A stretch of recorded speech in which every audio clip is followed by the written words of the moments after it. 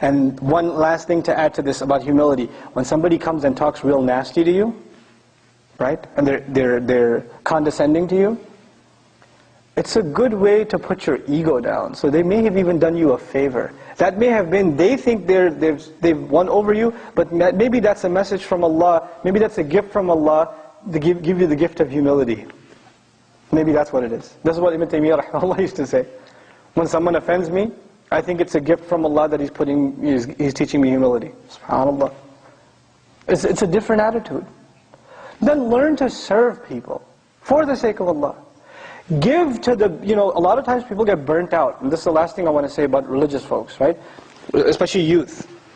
They do so much activity. They join an organization, they join a group, they join a masjid, they join whatever program, and they're fired up and they're burning themselves out, running after this program, left and right and left and right. And eventually, you know what happens?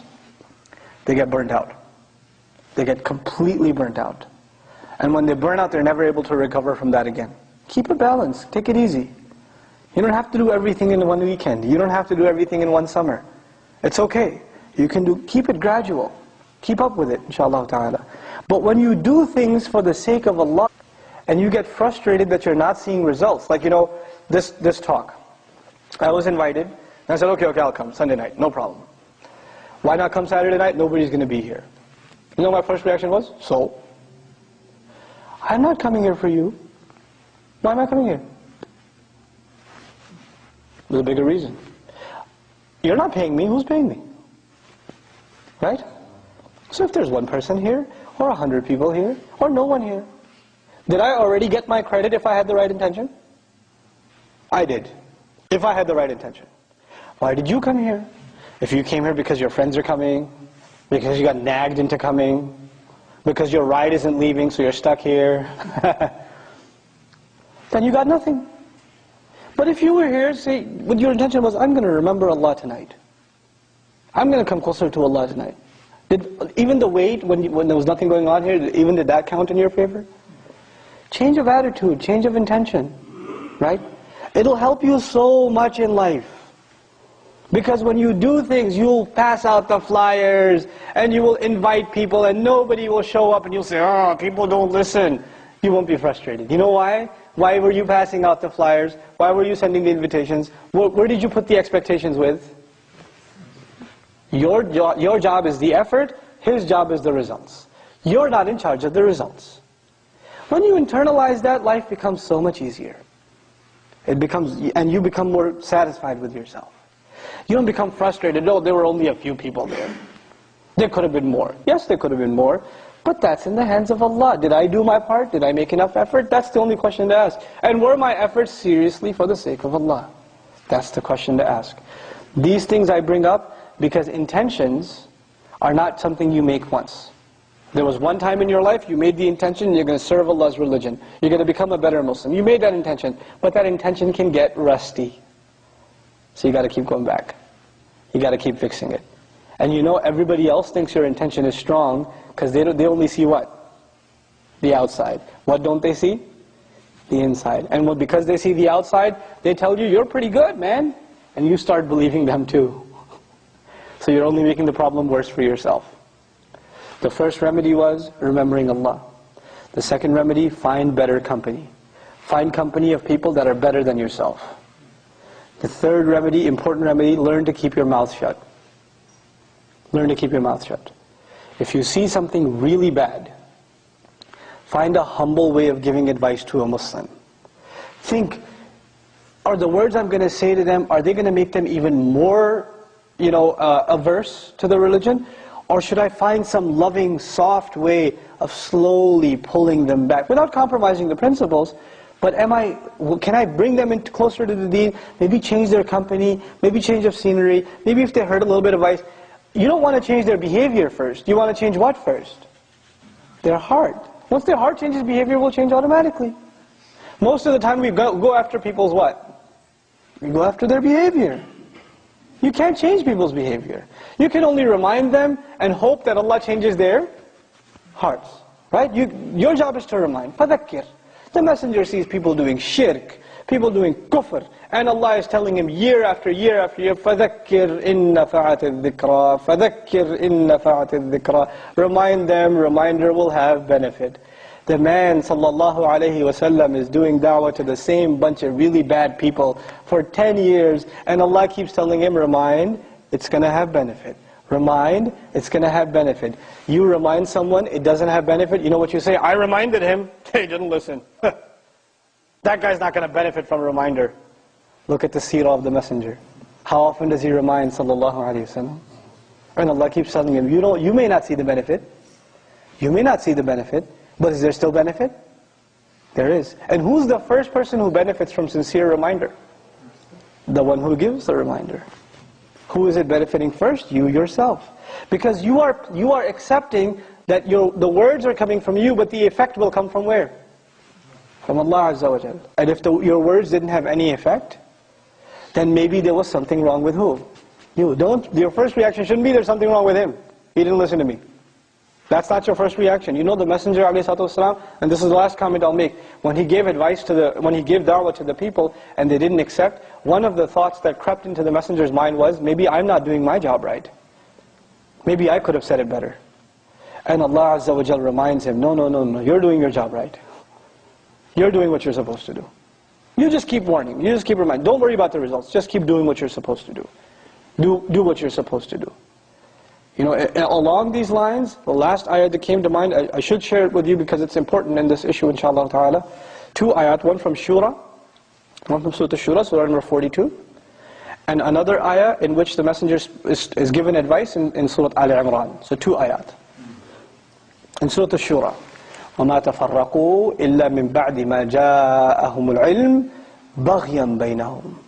They didn't disagree with each other until after knowledge came.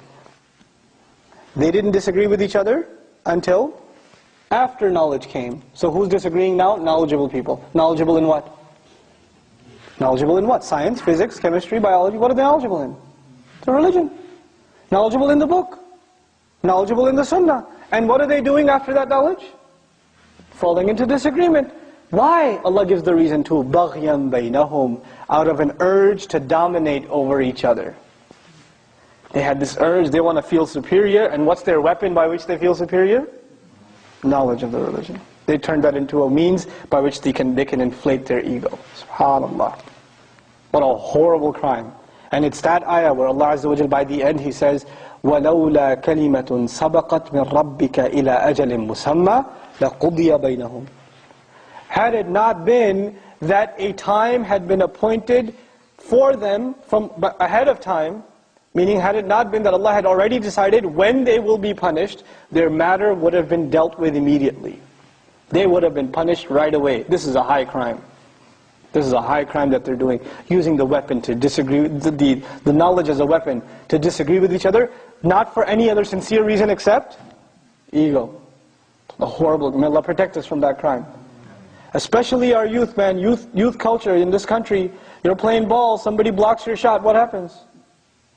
The next play, you better avenge and revive your dignity because the tribe will look down upon you, right?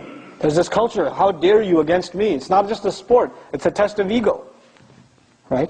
Somebody cuts you off on the road, what gets enraged? You, with your Honda Civic, pass me by, me with the M5? No, I will show you. I will express my supremacy very, very soon. I'm going to floor it and show you how it's done. What is that a show of? Ego. Constantly in our culture, we're being sent the message: inflate your ego. It's all about you. It's all the songwriter, the singer, my chain, my hat, my shoes, my socks, whatever. All about me, me, me. You can't touch me. You can't look at me. You can't look at me in the eye. I'm going to do this to you. Then I'm going to do that to you. What's this about? What's the whole message? Ego. Worship of the self. That's all it is. That's really what it boils down to. And this deen is only a deen for those who humble themselves before Allah. Right? So that's very, very important message of this ayah. The last ayah, Al-Imran. And especially for those who are in a position of leadership. Those of you that others look up to. Those of you that know and think even that you have more knowledge than others. Allah tells His Messenger sallallahu alaihi wasallam, فَبِمَا رَحْمَةٍ مِّنَ اللَّهِ لِنْتَ لَهُمْ وَلَوْ كُنْتَ فَضًّا غَلِيظَ الْقَلْبِ لَانْفَضُّوا مِنْ حَوْلِكَ. It is by the special favor and mercy of Allah that you, sallallahu alaihi wasallam, are lenient towards them, meaning the Sahaba. It's a special mercy from Allah that you, sallallahu alaihi wasallam, are lenient towards them. وَلَوْ كُنْتَ فَضًّا غَلِيظَ الْقَلْبِ. If you were tough, harsh of the heart, if you were stiff with them, if you were arrogant towards them, if you were even hard, rough around the edges when you talk to them, if you were, stern with them, لَنْفَضُّوا مِنْ حَوْلِكَ. They would have dispersed away from you. They, who's they? Sahaba would have ran away from you. Who's you? The Messenger says, can you imagine the Sahaba running away from the Prophet? Allah didn't say if you didn't call to the truth, they would run away. If you stopped teaching them Qur'an, they would run away.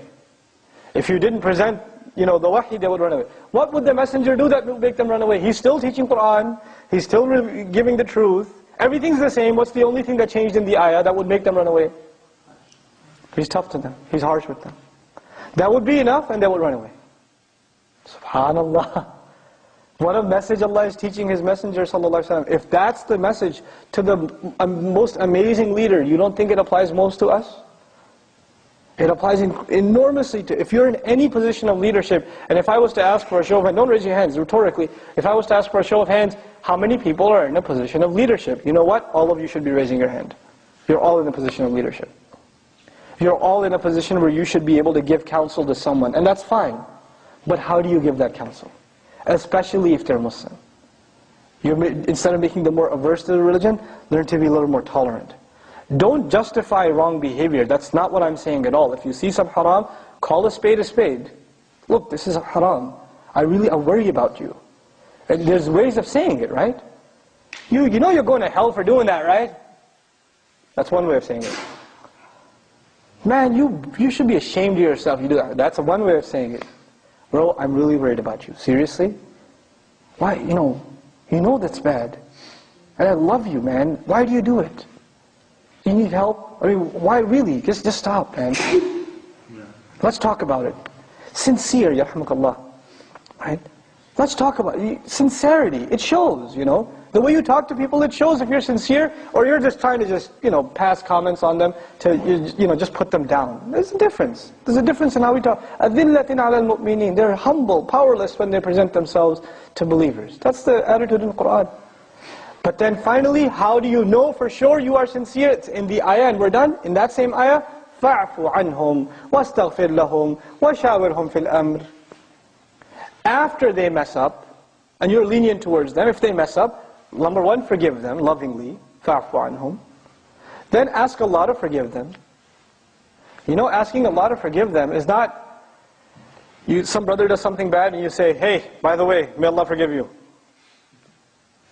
That's not فَاسْتَغْفِرْ لَهُمْ. When should you ask Allah to forgive them? When you're asking Allah to forgive yourself, in private. Because the private dua is what? Sincere. That's sincere. In front of everyone, by the way, bro, you're pretty messed up, but may Allah forgive you. I make dua for you. That's not what the ayah is saying. That's actually a show of what? Arrogance, ego. Make sincere dua for them in private. فَاسْتَغْفِرْ لَهُمْ. And then to make them feel like you think of them as a decent person, وَشَاوِرْهُمْ فِي الْأَمْرِ. Consult them and take their opinion. Ask their opinion. Treat them like a decent person. The Messenger ﷺ doesn't need anybody's shura. He makes decisions based on revelation. Allah commanded him to consult them in decision making. Why? So they would feel what? Included, dignified. This is the characteristics of a leader.